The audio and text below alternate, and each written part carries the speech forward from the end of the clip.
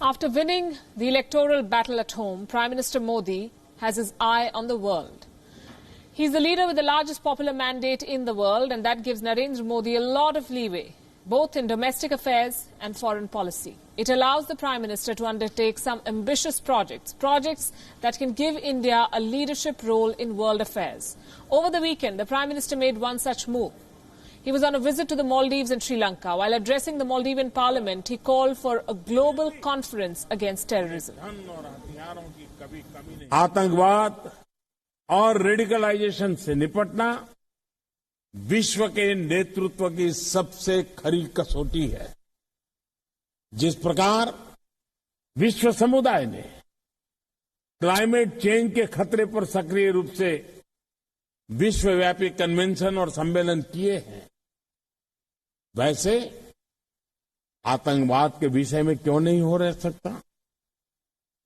मैं विश्व संगठनों और सभी प्रमुख देशों से अपेक्षा करूंगा कि एक समय सीमा के भीतर आतंकवाद पर ग्लोबल कॉन्फ्रेंस आयोजित करें, ताकि आतंकवादियों और उनके समर्थक जिन लूपहोल्स का फायदा उठाते हैं, उन्हें बंद करने पर सार्थक विचार किया जा सके।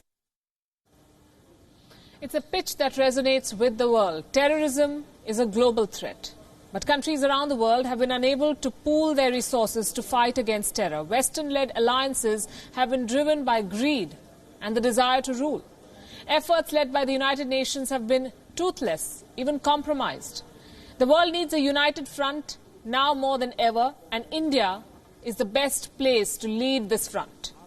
Prime Minister Narendra Modi's pitch couldn't have come at a better time. South Asia is shaken after the serial blast in Sri Lanka. The Easter attacks earlier this year highlighted how terror groups are spreading their tentacles, especially the Islamic State that took responsibility for the attacks in Sri Lanka. 250 people were killed, remember. Security agencies across South Asia, including India, have been on alert since April. Prime Minister Modi wants to streamline these efforts for a concerted push. His government's track record in tackling terror works to his advantage. Earlier this year, India was finally able to convince China to blacklist Masood Azhar at the United Nations. It shows a global convergence on anti-terror issues. India's decision to call out Pakistan for its state sponsorship to terror groups received global support. It's actually one of the reasons why Pakistan now faces global scrutiny on terror funding.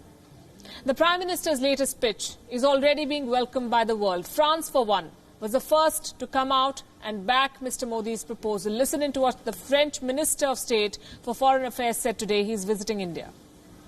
Fight against terrorism is at the heart of our priorities, and France stay alongside with India in this fight. And I can say that we have a strong relation in that field.